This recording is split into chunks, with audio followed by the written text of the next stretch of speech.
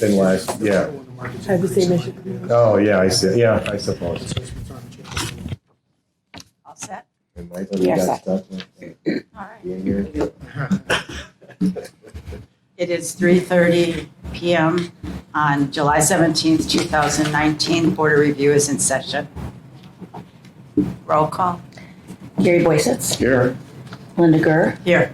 Jeremy Kyle is not present, Henry Posberg, Here. Mara Spring. Here. We have a quorum present. Statement of public notice. This meeting was noticed in accordance with the open meeting law. Then we need the approval of the minutes from May 14th, or if there's any comments on them. I'll move to approve the minutes. I'll second. We need a roll call vote, or just all in favor? You just need all in favor of it. I think that, All in favor? Aye. Opposed? All right. First order of business is to verify that the city has an ordinance for the confidentiality of income and expense information provided to the assessor under state law, Wisconsin Stat 70.47. Yes. just as a reminder to the board, in 1999, the city did pass an ordinance relating to the confidentiality of information about income and expenses requested by the assessor in property assessment matters. So it's just a reminder that we do have that in place. No? Hi. Here's your packet.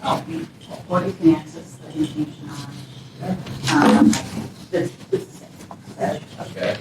Thank you. Do you need another one? Are you okay? No, I think we're good. We're good, Print okay. one up, yeah. Okay. Can you now note on the record that Jeremy's here? Yes. We will note on the record that Jeremy Kyle, member of the Board of Review, is now present. All right, we had a list of board members who had gone through training at the May 14th meeting, and there have been additional members that have been updated. Yes, there are several board members that have the training, and I filed the affidavit with the Department of Revenue today. Do we need to name those, or are we? I don't think so. No, you don't need to. Okay. We need an adoption of policy regarding the procedure for sworn telephone testimony and sworn written testimony. This was adopted when, a while, 2 years I ago? think 3 years ago. Just so you know, you did adopt the policy a couple of years ago. Okay. Jill and I are always confused as to whether this has to be on every year's meeting. We don't think so, but other municipalities do. So we're just calling it to your attention that Okay. you do have that policy in place, and just to kind of note that you do. So do we re-adopt it every year? We haven't, I don't think we have to, but we just decided we would just bring it back for this To your year. attention. Do we also have an adoption of policy regarding the procedure for waiver of board of review hearing requests? That's exactly the same. Was that adopted the same time, right? One of them Can't was remember. revised a year later. I think we did them in 2015. One of them was revised a year later because one of the state stats Changed. was incorrect. But these are the policies They're all that we set. have currently in place. And then Linda, if the board adopts them, can you sign the ones in your Yes. packet? Okay, thanks. Okay, so So do we need do to? want to adopt them? That was Mara's question. Oh, I'm sorry. Yeah, I think we should adopt them. Yes, Yeah. yes. Because that's what we have on the agenda, and that Yes. way we can say we adopted them in Right, and 2019. Right, correct, yes. Sorry So- about that. We need a motion to adopt both of them, correct? Well, I'd move to adopt the policy regarding procedure for sworn telephone testimony and sworn written testimony, as well as adoption of policy regarding the procedure for waiver of board of review hearing requests. Second. Thank you, Marty. Who seconded? I'm sorry, oh, Mark. Mark. Oh, I think Henry. Henry. Henry, okay. There's somebody down there. Oh, Yeah. right then. Second. You want to do a Roll on call this one? vote. Sure. We'll do a roll call on this one. Gary Boysetts, Aye. Linda Gerr, Aye. Jeremy Kyle, Aye. Henry Posberg, Aye. Mara Spring. Aye. There are 5 in favor.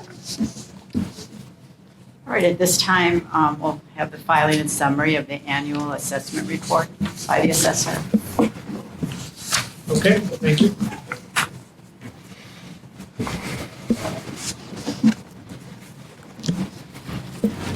Thank you. Mark, do you want to state for the record who's present from Tyler Technologies? Yeah, I will. I'm just going to do my handouts first. And Okay, thank you.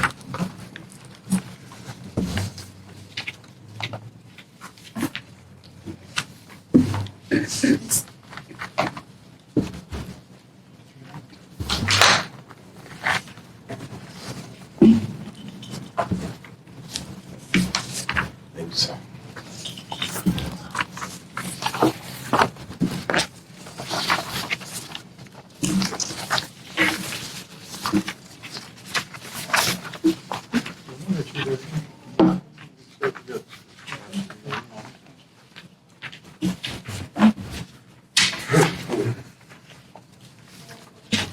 Always hand out. yeah, I know. What's going on? Gotta spend some time doing something, right?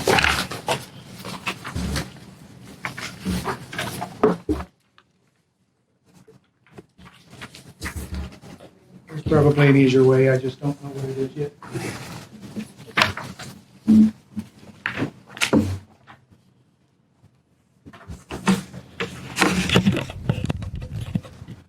Okay, Mark Link, City Assessor with Tyler Technologies. And to my right is Michael Weimer, Property Appraiser, also with Tyler. I handed out in 3 separate handouts.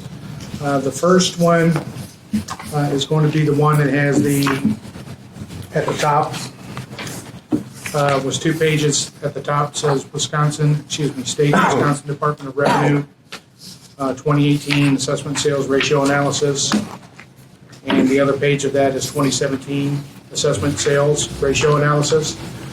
We'll be talking about these 2 pages when I get later on into the report. The second handout that was given is the Statement of Assessment for 2019, and there's a portion in the Assessor's Annual Report that will review these numbers as well. So those first 2 handouts will be for reference. And then the third handout at the top is titled Annual Assessment Report. And that's where I will begin. The first page on the bottom says page 2. So at the top of that, you'll see my name and my credentials. I have an Assessor 3-level certification, which expires September 30th of 2023. And I've been the assessor for the city since September 2018. And some of you are aware I've been involved here in the city since the early 1990s with multiple revaluations, but became the assessor in lieu of Stewart's retirement in late 2018. The first comment there is that 2019 is a maintenance year, also called an annual maintenance year. We'll talk about that a little bit later on in the report. If you went to the center section under assessment information, the assessment type is maintenance, as I just mentioned. The anticipated level of assessment for 2019 is 91%. That's the assessor's best estimate at this point. The actual level of assessment or assessment ratio that goes on the tax bill is determined by the Department of Revenue. Sometimes we're 1 or 2% different. So when the assessor runs assessed values compared to sale prices, we're going to get a level of assessment. The Department of Revenue uses a little different formula where they take a look at the total equalized value in the previous year and what the total equalized value is in the current year and what they feel the economic change is plus or minus in that given year. And that's how they come up with the ratio. I'll talk a little bit about that more later in the report. At the bottom, I mentioned Michael Weimer. Besides Michael, we had Nicholas DePalma, who's also a property appraiser, Annette Evelyn, who is a office assistant, and Chris Boulay, who is also a property appraiser, worked on the project for 2019. If you were to turn to page 3.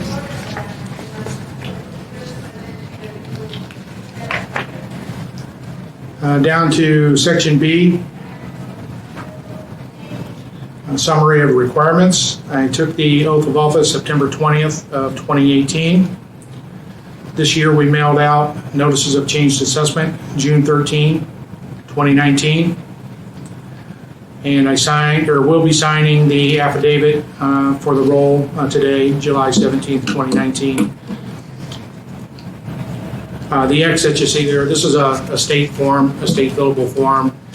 They don't allow you to put in a future date, so it indicates that there's an error there when you try to put in a future date, filling this out ahead of time. Under item number 4, the municipal assessment report, or MAR report, was filed June 10th of 2019. And what the municipal assessor's report is we explain to the Department of Revenue the differences in value between, in this instance, 2019 and 2018. So in a simple example, in 2019, if we had $1 million of total assessed value, and in 2018 we had $500,000 in total assessed value, there are different categories to explain to the Department of Revenue that $500,000 difference in value. How much of it is due to new construction? That part of it is tied to actually a municipal tax levy, the amount of new construction growth. And then the other types of changes, properties that were raised or destroyed, properties that were shifted in or out of an exemption status, properties that were shifted to the manufacturing department, or properties that were shifted out of the manufacturing back to the local assessor. So all of those categories would report a dollar amount of change to reconcile the difference between the previous year's assessment and the final year's assessment. The department uses those numbers in part to calculate the final level of assessment or assessment ratio. In addition to that, the report, there used to be 2 separate reports. One was called the MAR, Municipal Assessor's Report, and there was a separate report called the TAR, or Tax Incremental Report. They've combined those this year. So as part of the MAR report, the assessor also reports the total dollar amount in each tax incremental district annually to the Department of Revenue, and that's what they use to establish what's called the increment in each TID district on an annual basis. Under item number 5, corrections of omissions in discovery. Both bullet points there are a yes and a yes. Item number 6, open book information. The first open book was June 21st. And it was a pretty quiet open book period this year. We had 2 residential cases and 1 commercial. Piggly Wiggly was looking for a change, and they were declined a change and determined they were not going to come to the Board of Review. And then 2 residential, one of those was a new construction that we were a little bit over what their total price was, and the other one was a piece of land that was not buildable. So 2 small residential adjustments and 1 commercial, no change. Revised notices to the 2 properties that were changed were mailed July 2nd, 2019. Under item number 7, date of the first quarter review is today, July 17th. We do not anticipate a rescheduled date, and the assessor is here to attend the Board of Review. Under item number 8, palpable errors and omitted parcels. Those were reviewed and corrected. We'll be talking about those later on in the agenda today and have been verified with the clerk. Page 4, please.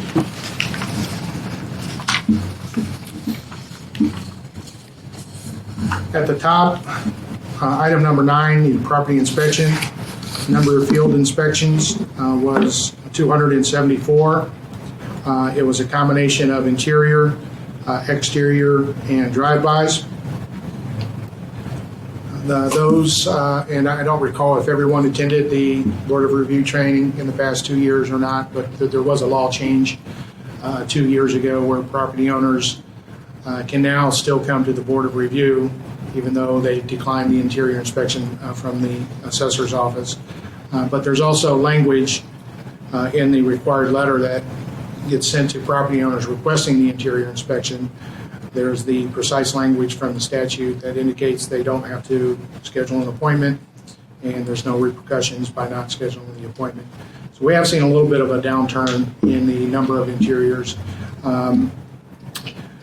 Without gaining the interior inspection, we're typically going to go to the inspection department to perhaps check the status of a rec room permit or some type of interior remodeling and so forth, and other sources for detached garages and other detached buildings. We can get the dimensions and so forth from the building permit itself and do either a walk around or a field drive-by to verify the new garage and shed and so forth. So it's a combination of all three.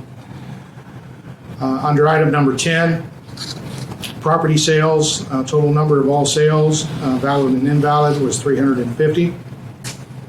And what that means is sales that occurred between January 1, 2018 and December 31st of 2018. So it goes back to the previous year for the January 1, 2019 assessment year. For properties that sell, either the assessor or the assessment staff review each transaction.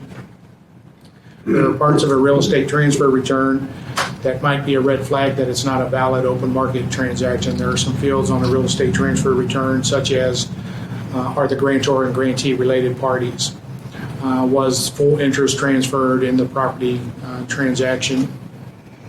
Also, what type of deed? If it was a land contract, typically the financing is built into that sale price that's indicated on the real estate transfer return, and a land contract sale with that interest and payments built in is not indicative of what the true market value is of a property. So the real estate transfer return itself is the starting point for what we call the sales verification process. Phase 2 of that is sending out letters to the new owners. It's a 5 or 6 question questionnaire, and we ask, how long was the property on the market? Are you aware of the asking price? Are you and the grantee or grantor related parties? And have you made any changes to the property since it's sold? So when we get those questionnaires back, it's further verification of the ones that we think are valid, are true valid sales. And then lastly, if we do need to go out and visit properties, we may send a letter to certain sale properties where the characteristics that we have on file are just so different than what's being advertised. As part of the transaction that we might ask to come out and verify the information that we have. So of the 350 sales, we determined 334 of those to be valid and inspected 15 of the 350 total sales. So the importance of the sales verification process is twofold. First of all, when we do get to the revaluation year, we use the properties that sold to arrive at the values for the properties that have not sold. So the non-sale properties are referred to as subject properties, and the properties that have sold are referred to as comparable properties. We need to have good data on the properties that have sold, because the value of the non-sale or subject properties is based off of what those properties are selling for. For example, if we see a property that's sold for $300,000 and we have no remodeling on our records, and the advertisement indicates kitchen and bath remodeling, if we don't update that, the property next door that hasn't done the kitchen and bath remodel, when we get to the revaluation, is going to be valued at $300,000, even though they haven't had the same remodeling as the property that's sold. So it's an important part, the sales verification. The second part of that is it's used directly to arrive at the Department of Revenue's economic factor that they apply on an annual basis. So if we as the assessors were to report a bunch of sales that had, say, a 50% sales ratio, and the sales ratio is taking the assessed value divided by the sale itself, if we were to report to the Department of Revenue a large number of sales with very low ratios, 50%, 40%, et cetera, that would artificially inflate the economic adjustment that the department would give to the city on an annual basis. So as opposed to a true 5% economic adjustment, if you're reporting a lot of low ratio sales, they might apply a 10, 15% economic adjustment, which isn't accurate. Likewise, for sales where the assessment is 30 or 40% over, we need to investigate those and indicate to the Department of Revenue whether or not to use those in their analysis as far as the economics go for the city on an annual basis. Does everyone have a general concept of that? Okay. Item number 12, building permits, 517, and of the 517, 274 were inspected. Item number 13, there were 73 newly constructed homes this year, and some of those might be fully complete as of January 1st, 2019, and a portion of those are partially completed as of January 1st, 2019. The new construction is analyzed annually. For new construction, if a home is newly built and the cost is $500,000, or a home is pre-constructed by the builder and sells for $500,000, with our level of assessment at 91%, we need to equate that new value down to the general level assessment in the city. So it would not be accurate to assess that at full 100% value while the rest of the city's at some portion.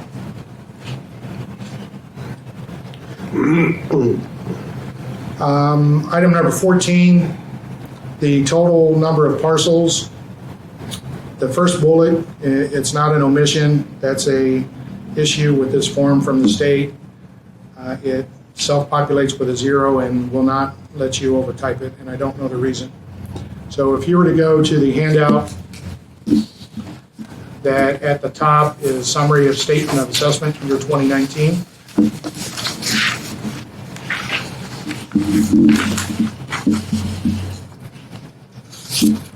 And at the very top, going down the left-hand side, you'll see a class 4 agricultural. And if you went over to the right, the next column, the land count, that's the number of agricultural parcels, 309. Of that, we inspected 5 this year. We have a pretty good handle with our experience over the years here in the city of what's currently being actively farmed. The 5 that we inspected were properties that were parcels that split and new parcels were created, or a new home was built on a parcel that was currently had a portion of agricultural use. And as a refresher, if you're not aware, agricultural land is assessed at what's called use value as opposed to market value. It's around $250 or $260 per acre, regardless of what it's worth on the market. If it's actively being farmed and meets all the other statutory requirements, we're required to value that at the agricultural use rate.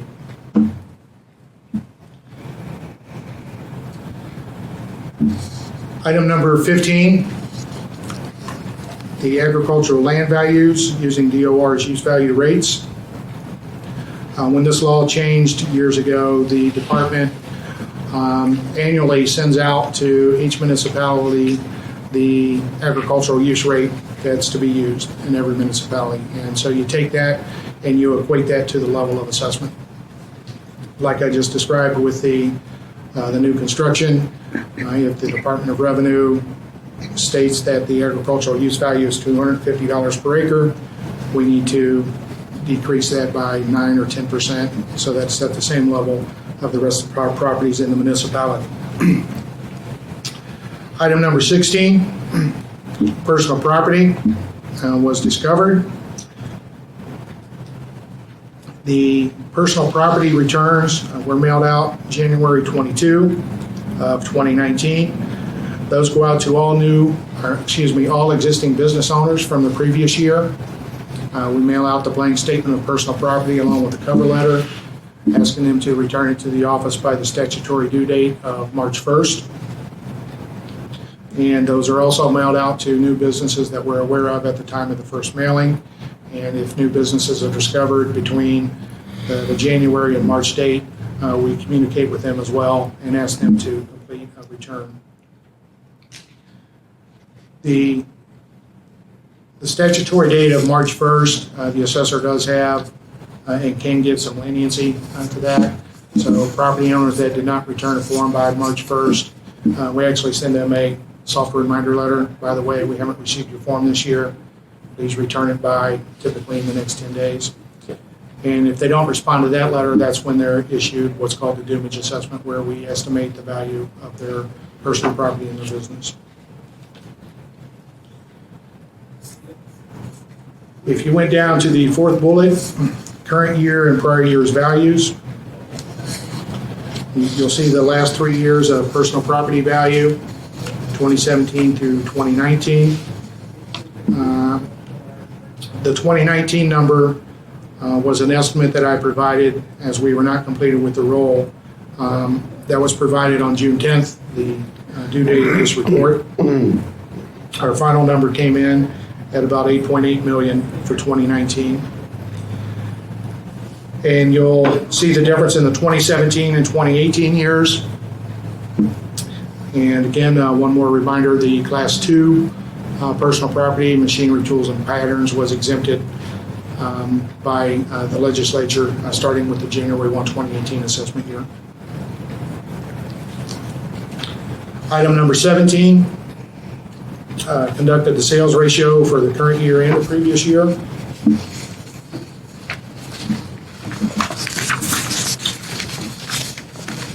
And if we were to go to the first handout, the 2-page handout, talk a little bit more about the sales ratio. So if you could look at these side by side, in the upper left-hand corner, you'll see one has a date of March 18 of 2019, and the other in the upper left-hand corner has the date of March 15, 2018. If we started with the 2019, this is a product of the sales that we reported as valid sales to the Department of Revenue this year. And what that is the department is asking for the January 1, 2018 assessments for properties that sold during calendar year 2018. Not the 2019 assessments. This is all done before the 2019 assessments are completed. And this is the tool that they use to establish their economic factor in a given year. So if you were to look at the residential class, the vacant sales and then the improved sales, 305 improved sales that we reported to the Department of Revenue. There might be more sales that are valid sales, but we don't report those to the department to use in the ratio analysis for one of the reasons that I gave you before. The kitchen and bath had been remodeled and we didn't have it on the record. The property was on the market. It was an open market valid sale. However, don't use it in the analysis because our assessment ratio is artificially low because we don't have the remodeling on our record. So those are the ones that we disqualify that are valid sales when we report to the Department of Revenue. And if you went if you went across to the right, you'll see the aggregate assessed value as of January 1, 2018 of the residential properties that sold, the aggregate sales value, the aggregate ratio, and I'll focus more on the improved 90.75 with a mean of 91.56 and a median of 90.36. The coefficient of dispersion is 8.88 and the coefficient of concentration is 81% and the price related differential is 1.01. So the coefficient of dispersion, we are 3 years past the last reval here now, and the Department of Revenue and the IAAO, International Assessing Association, Their recommendations is the coefficient of dispersion of 15. So we're still well within that guideline 2 years after the last reval. The coefficient of concentration is the percentage of sales that are plus or minus 15% of the median ratio. So 81% of the sales, which is a good number. And then the price-related differential is a measure of the ratio of higher valued properties or higher selling properties compared to the more modest selling properties. The standard for that is anywhere between 0.98 and 1.02 is where you want to be, and we're at a good 1.01 again 2 years after the last reval. You'll see the commercial statistics underneath there. Small number of sales annually in the commercial class. Many of the commercial sales that actually take place are not valid transactions. They're inter-business dealings, non-open market transactions. But we did have 6 this year, which I believe is a little bit more than what we had in the previous year. If you were to go then to the March 15, 2018 sheet,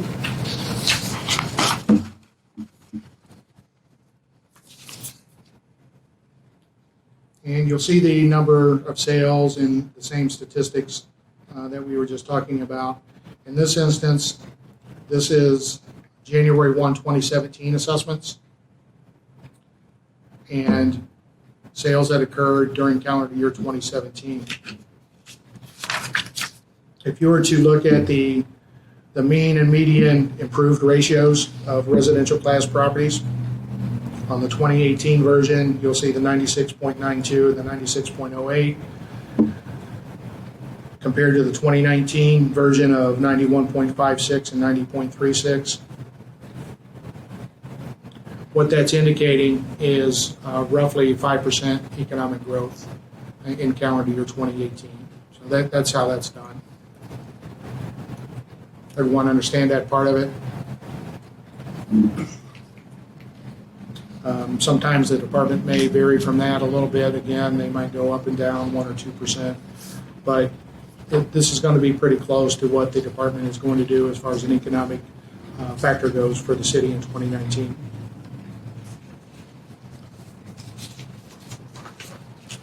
Any questions on the ratio analysis portion? Okay, if you could go back to the assessor's report, we're on page 5.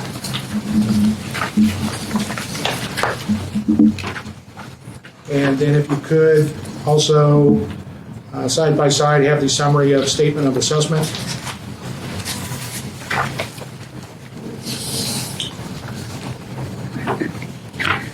So at the top, the section and scope of work. There are 7 classes of property: residential, commercial, agricultural. Undeveloped years ago is what was referred to as swampland or wasteland. Agricultural forest, simply put, is woodlands that are on an agricultural piece of land. And productive forest, simply put, is woodlands that is not part of an agricultural operation.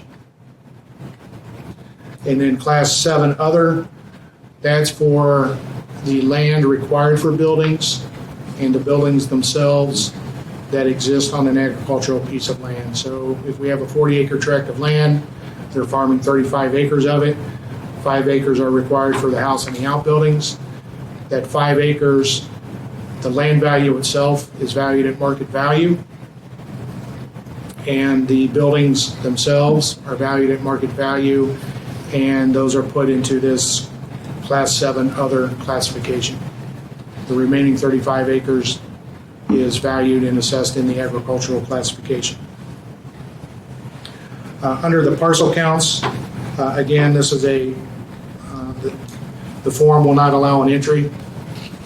Ultimately what happens is this data gets auto-populated when we submit, either I or the clerk submits the final statement of assessment to the Department of Revenue. They auto-populate this portion of this report with that updated data. So I can't enter it in. If you look at the parcel count on the residential class property, on your summary statement of assessment page, you'll see the land count on residential is 8847, improvement count is 8502. Back to the report itself, what the department is asking here under the work activity is what was the scope of work. 7 or 8 years ago, they tried to skinny down the different scopes of work with 1,000 assessors that are out there in the state. Everyone was doing something a little different, I think, and so they just wanted to narrow it down to 4 basic scopes of work. And the first is a full revaluation, which we have done twice here in the city years ago, but that includes interior inspections on all properties, or at least an attempt on interior inspections. And then from there, you're doing the other revaluation parts of it, where you're doing this land and sales analysis and perhaps a second exterior review of each property to come up with new values. Exterior revaluation is what we refer to as a drive-by in the industry, where you feel pretty good about the interior data that you have in the assessment file. Let's go out and at least do a stop in front of each house from the curb and do a check of the exterior characteristics. Is the style of home listed correctly? The exterior wall, the overall condition from what we can tell on the outside. And then in addition to that, are there any economic factors that affect that property as well that are better seen from the road on site as opposed to the office? The next category is an interim market update. And that is where you feel good about the interior data, you feel good about the exterior data. You're not going to find a whole lot of economic adjustments out there because you've been through the municipality several times like we have. And it's more of a, let's take a look at what properties are selling for. And we develop a sales comparison approach model, arrive at new values for each property, and we actually do a hybrid where we feel good about the majority parts of the city, and then we might have to go out and do a drive on the other part just to confirm that it's working in that particular part of the city. And then the last category that you'll see there is review maintenance or annual maintenance, which is what we're doing for 2019 and what was done for 2018 as well. The percentage that you're seeing there is what percentage of the class of properties did you perform this particular scope of work on. Personal property is an annual revaluation every year. Self-reporting forms from business owners and the conversion factors change on an annual basis issued by the Department of Revenue.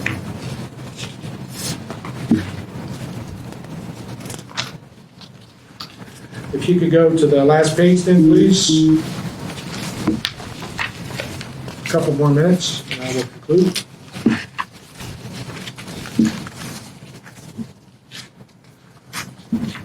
And this is just a summary of what I was talking about before on the sales ratio summary pages from 2019 and 2018. Those numbers are listed here. And it's really just a recap of what we just really talked about. So you'll see the number of sales between 2019 and 2018. And if you would again just note on the residential under the year 2019, it states assessment year 2019, data year 2018. So again, that's the assessed value as of January 1st of 2018 and what property sold for after the fact in order to establish the economic adjustment for the given year. And just a note at the bottom under the assessment statistic notes, with the smaller number of residential vacant sales and commercial vacant sales, I focus more on the improved sales as the true indicator of the economic factor on an annual basis, so I just note that on this form. The Department of Revenue does the same thing. They might take a look at the land sales. It might have some weight to what's going on, but by and large, everything is really based off of the improved sales that are taking place out there. That's all I have. Open for questions. Thank you. Are there any questions for the assessor? When's the next reval? 2021. That would be full or exterior? It's going to be the hybrid of the interim update and exterior as needed.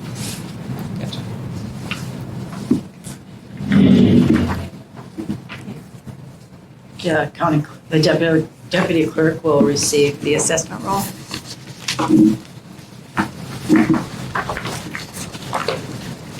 Do we need to sign this? Yes, I do need to sign the affidavit, sorry.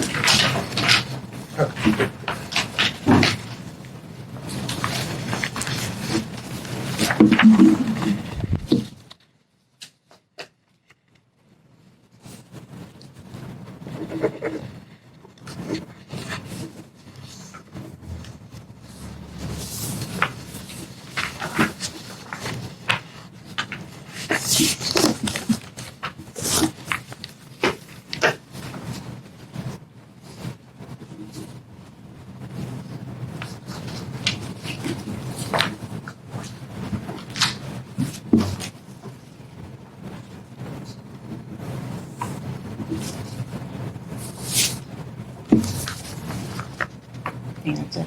Yeah, right. Yeah, Yeah. that's fine. All right, is there any action needed on culpable errors and omitted assessments? Yeah, there is, Madam Chair. I have another handout. Okay.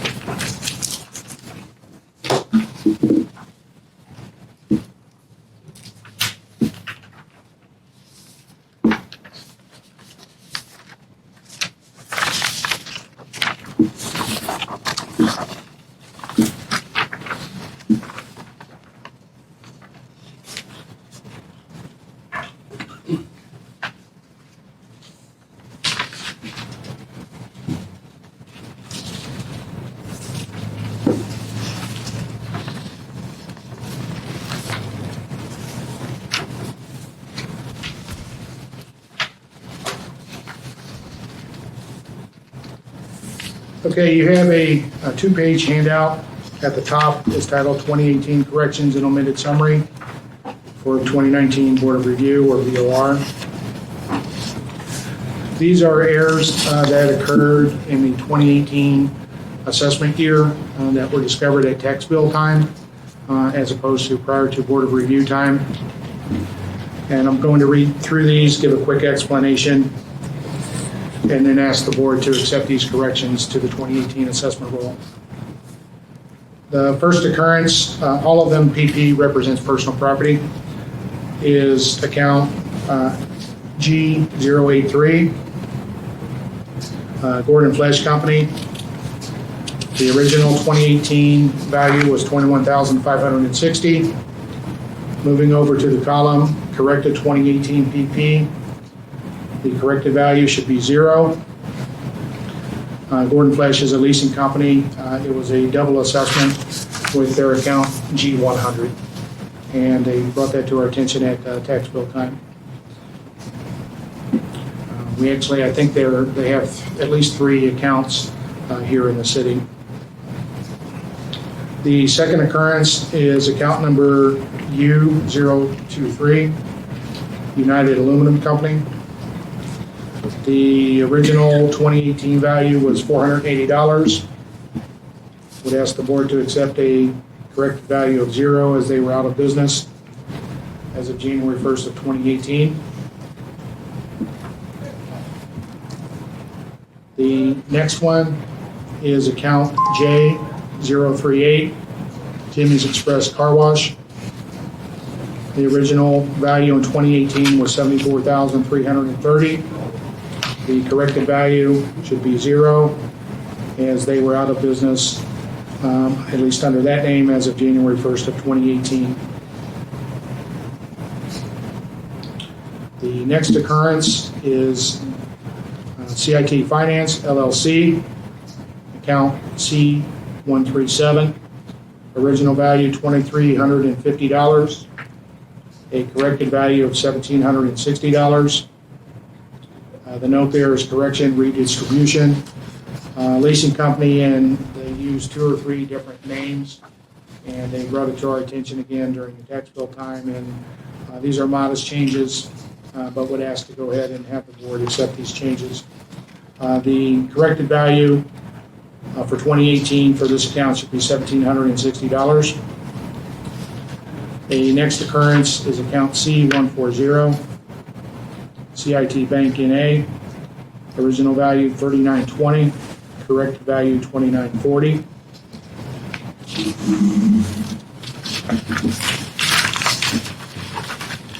And on page 2, we did have an omitted personal property for the Genuine Parts Company. Account G106, and they are aware of the correction and sent their form in to us for 2018.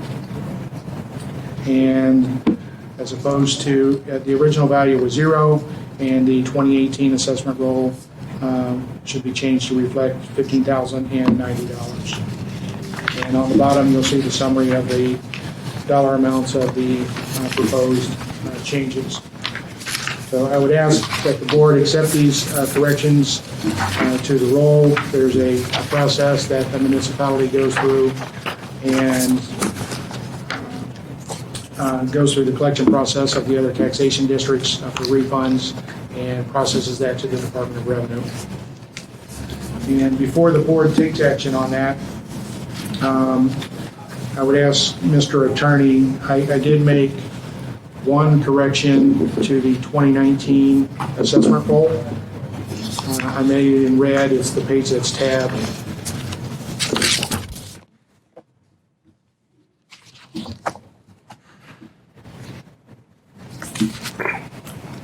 And somehow the account J038 made its way onto the 2019 assessment roll. Our normal process is once these are discovered, we immediately deactivate them from the future year's roll, and that did not take place. So before the board takes action on what I just presented, Mr. Attorney, in my opinion, I would ask the board to either accept that correction to the 2019 roll for this account as part of this agenda item, or perhaps on agenda item number 12. I would accept it on this number. What are we on? We're on 7. 7. I would do it on 7. So there Makes more sense. Okay, thank you. So it was a late discovery. So it also, in addition to that, asked that the board accept the correction to the 2019 assessment roll for account J038, and that it be deactivated from the 2019 assessment roll. That's all I have, and open for questions. There's no questions. Then you'd need a motion. Need a motion to accept the changes. Move to accept the changes. I'll second it. Let's do a roll call on this. Okay, Gary Boysitz, Aye. Linda Gurr, Aye. Jeremy Kyle, Aye. Henry Posberg, Aye. and Mara Spring. Aye. There are 5 in favor. Thank you. All right. Our next 2 items, is it necessary to establish procedures and consider waivers when we have none? The procedures are the same as every year, right? Well, the board typically determines how it's going to, How it's going to operate. Right. if it's going to deliberate right after the Afterwards, objection, but we don't have any, so. So I'll move that we do it the same way we did last year. Yeah. I'll second that. Do you need something more specific than that? No, I think that's fine. Okay. I think Joe got it. And then the same for considering waivers of late objections? Right, we have none. So The same. Okay. we'd be doing it the same. Although we could still get Well, one that's what before I mean. the, before the end of the meeting. Of today, right. Right. I think we just deal with that. If we If that get it, we happens. deal with it at I that agree. time. We bring it back before the board and let them Right. decide. Okay. Right. It's the only way I can think of doing it. All right, so then now we need to consider the request for waiver for the Board of Review hearing and request to testify by telephone or submit a written statement by Walmart Real Estate Business Trust, tax key 2169999.003. Is this still in litigation? This is gonna be a new litigation. Okay. The litigation that we did was for 17 and 18, and now this is 19, and I'm not surprised that they're coming forward again. What's interesting is the assessor used the exact same value for all over again, which seems extremely fair, but that's what they used, and Walmart is claiming that, there was an assessment, right? There was It was the same one as what they used. Oh, was it? Okay. So this is a new one now. So if you waive this, what's going to happen is what happened last time, which is they've got, is it 60 days? I think it's To circuit court. to circuit court. So they would have 60 days then to bring the case to circuit court. I'm assuming that's going to happen. So, my advice to you would be go ahead and waive like you did last time and let this be handled. If we don't waive it, what happens? Then you'd have to you make a determination that you'd want to hear this Okay. one. Then you would get into the telephone Okay. testimony and you'd have to make a decision on that too. Now, we wouldn't do that today. Right. I told the attorney for Walmart that we were just going to consider the waiver today and there was no reason to be here or be available by telephone. What I told him was that if the board doesn't accept the waiver, then we'll set a date for you to hear that, a date in the future. Does anybody have any discussion on whether or not we don't want to consider the request for waiver? Or do we want a motion? I mean, in all likelihood, they're going to circuit court no matter what we do, correct? Correct. Okay. They'll go there either way. So I would move to accept their waiver. That's why the waiver makes so much sense. Before we go there, just a technical question. Is there anything to show the authority of the individual that grants the agent authorization, or is there a requirement that the corporation provide us with information showing that the agent is so authorized to act by the board or a resolution? It's just, I sometimes Question. I need that sometimes. Right, I understand. I don't know of any, there is an agent authorization in here.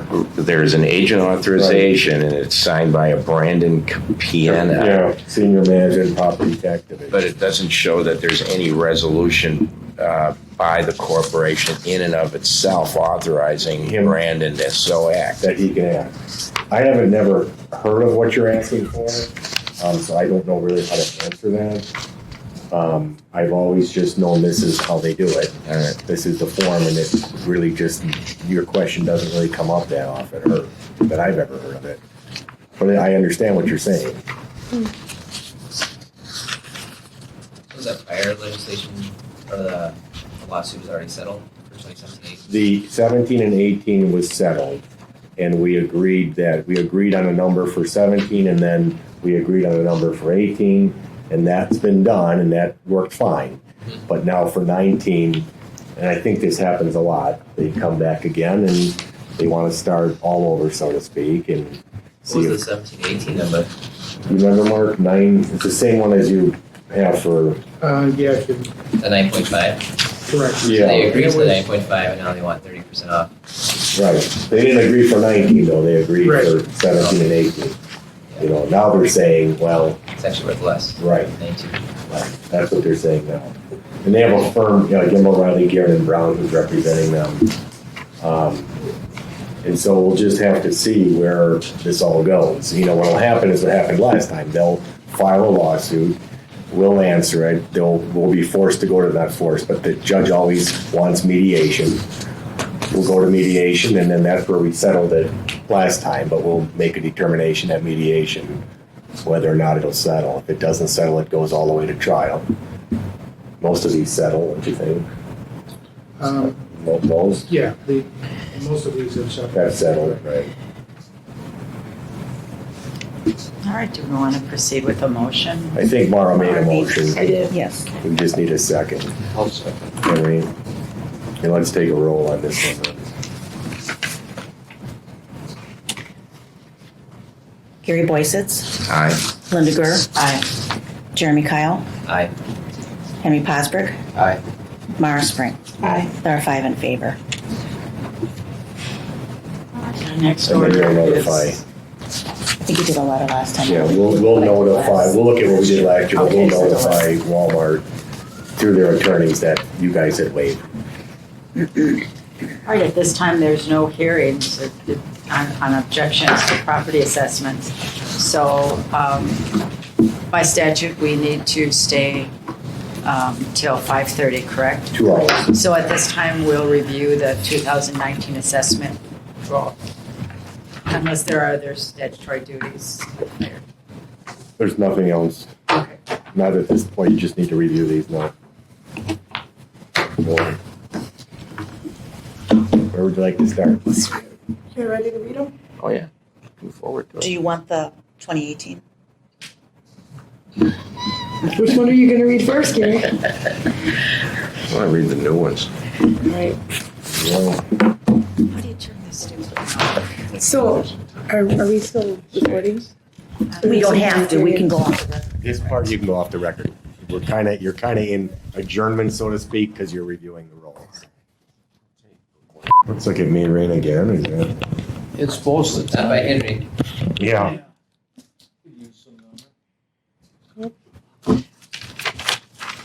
This landscaping around here is horrendous. They just got weeds. They don't cut the grass. Then they do. Things are dying. Yeah. It's just. They didn't plant the right stuff. They didn't. I don't know. I keep wishing that Absolute, because it's their contract, who's building the police, they would just get rid of them and hire some new landscaper. That's not it. That's it? That's not it? That's Oh. next.